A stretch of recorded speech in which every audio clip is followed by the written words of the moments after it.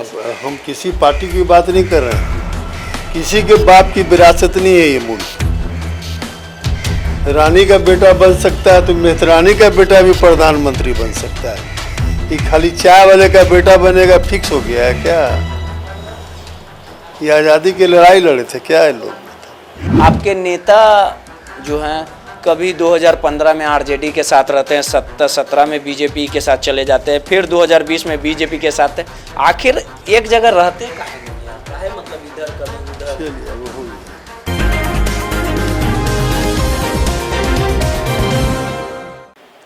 ठीक है। एक दौर था जब नीतीश कुमार के भरोसेमंद साथी आरसीपी सिंह हुआ करते थे और जदयू पार्टी में नंबर 2 की हैसियत रखते थे और उनके बिना इजाजत के एक पत्ता तक नहीं हिलता था। लेकिन समय बदल चुका है। कहते हैं समय की मार से कोई नहीं बच पाता। आरसीपी सिंह की हालत भी वही हो चुकी है। कल तक आरसीपी सिंह नीतीश कुमार का गुणगान कहते थे और अपना नेता तक बताते थे। अब हालात देखिए कि दोनों की राहें अलग हो चुकी है। हमारे साथ बात करने के लिए जदयू के एमएलसी गुलाम गौस साहब है, उनसे बात करेंगे और समझने की कोशिश करेंगे कि आखिर आरसीपी सिंह और नीतीश कुमार की राहें क्यों अलग हुई। और जिस प्रकार से लगातार आरसीपी सिंह ये कह रहे हैं कि जब मैं आईएएस था तो नीतीश कुमार सड़क पर थे, तमाम चीजों को समझेंगे। गुलाम गौस साहब, जिस प्रकार से आरसीपी सिंह नीतीश कुमार दोनों साथ मिलकर राजनीति करते थे, नीतीश कुमार उनके गुरु थे, लेकिन अब हालात देख लीजिए तो आरसीपी सिंह ने कहा है कि जब मैं आईएएस था तो नीतीश कुमार सड़क पर भटकते थे।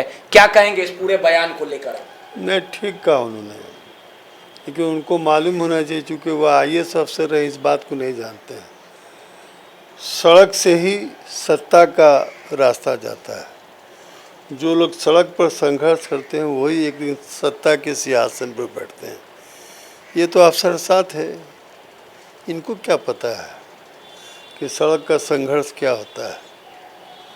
और मैं एक बात कहना चाहूँगा, मैं इनको नहीं कह रहा हूँ, आईएएस अफसर बन जाने से ऐसा नहीं है कि कोई बड़का दिमागी लाल का सर्टिफिकेट मिल जाता है। बहुत सारे ऐसे नेता हैं जिनमें ज़्यादा सलाहियत, ज़्यादा योग्यता, ज़्यादा क्षमता रही है। नीतीश जी भी इंजीनियर रहे हैं, अच्छे स्टूडेंट थे, इसलिए इस भरम में एक आईएएस अफसर होना तो एक टाइप है, कुछ हो वो टाइप है, उसकी तैयारी कीजिएगा। जो लड़का जिद्दी सब में जाता है वो हो जाता है। तो अपने आप को महिमा मंडित करना अपने मुंह से ये शोभा नहीं देता है। और वैसे व्यक्ति को जो साथ में रहे हैं, भाषण देते थे तो कम से कम अपने भाषण में अगर 25 मिनट भाषण दिए, आधा घंटा भाषण दिए तो 25 बार माननीय मुख्यमंत्री का नाम लेते थे। ये संतुलन होना चाहिए। लेकिन एक पढ़े लिखे व्यक्ति हैं, मैं मानता हूँ, उनको कष्ट है, ठीक है, अलग बात है।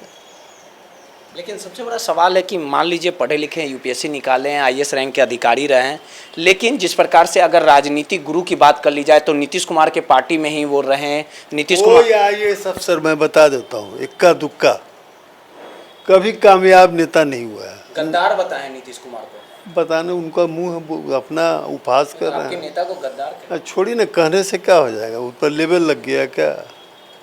कौन गद्दार है नहीं गद्दार है जनता देख रही है कि नहीं देख रही है? वो सर्टिफिकेट दे देंगे तो लोग हंसने लगेगा और उस सर्टिफिकेट दे देंगे तो लोग रोने लगेगा। अपना अपना दशा देखें लोग। एक सवाल और है, जिस प्रकार से कहा जा रहा है जदयू ने सीधे तौर पे एक बयान जारी किया था कि जदयू को तोड़ने की साजिश हो रही थी और बीजेपी के एजेंट के रूप में आरसीपी सिंह काम कर रहे थे, इसी कारण पार्टी ने ऐसा नहीं, ये तो एकदम सही है। बीजेपी ने हमेशा डैमेज करने का कोशिश किया, साथ रह के दगा देने का काम किया। विधानसभा में इसने लोजपा के नाम पर कैंडिडेट खड़ा कर दिया, जहाँ तहाँ अच्छे उम्मीदवारों को नहीं देने दिया गया, तो इससे नुकसान तो हुआ ही है। बीजेपी हमेशा इसका यही नीति रहा है। अब एजेंट कौन थे तो अलग बात है। बीजेपी का हमेशा यही रहा है नीति कि जिसके साथ रहो उसका गर्दन छोप दो। लेकिन ये महाराष्ट्र नहीं है, बिहार है। बिहार से ही बाहर बहता है पूरे देश में। इनका टाइम पूरा हो गया है। चीज और है, जाने का। नीतीश कुमार जी नई पारी की शुरुआत कर रहे हैं 2024 में, लगातार उनको समर्थन मिल रहा है, पूरे देश का कैंपेनिंग कर रहे हैं, विपक्ष के नेताओं से मिल रहे हैं। आपको लगता है कि 2024 में मोदी जी को पटकनी? ये देश किसी के बाप की विरासत है क्या? किसी के बाप का विरासत नहीं ना है। बीजेपी तो दिखाती है। अब हम किसी पार्टी की बात नहीं कर रहे हैं, किसी के बाप की विरासत नहीं है ये मुल्क। रानी का बेटा बन सकता है तो मेहतरानी का बेटा भी प्रधानमंत्री बन सकता है। ये खाली चाय वाले का बेटा बनेगा फिक्स हो गया है क्या? ये आज़ादी की लड़ाई लड़े थे क्या ये लोग? चलिए, आरसीपी सिंह बोले पैकअप हो जाएगा, बस अस्थिर रहिए ना, देखते जाइए, समय का खेल है। मैं उनकी बात नहीं कर रहा हूँ। 24 के लिए नीतीश कुमार चेहरा ठीक है आपके नज़रों में? पूरा देश मान रहा है ठीक है, और कौन है? पूरा देश मान रहा है, उनके अलावा और कौन है अगुवाई करने वाला? नीतीश कुमार ने अश्वमेघ यज्ञ के घोड़े का लगाम थाम लिया है, समझ रहे हैं ना? इसलिए अभी घोड़ा अब आगे नहीं बढ़ेगा, पीछे जाएगा। अच्छा, एक चीज़ और है, बीजेपी वाला कह रहा है कि जब दिल्ली सोनिया गांधी आएंगी ना तो नीतीश कुमार जाके चरण पे गिर जाएंगे, इस तरह का बातें बोल रही है बीजेपी। अच्छा, बीजेपी वाले हमारे साथी भाई लोग मित्र हैं, बेरोजगार हो गए हैं। ये गांव घर में कहावत है कि खिसियानी बिल्ली खंबा नोचे, सुने हैं ना? आरसीपी सिंह को कुछ सलाह देना चाहिएगा कि जरा ले?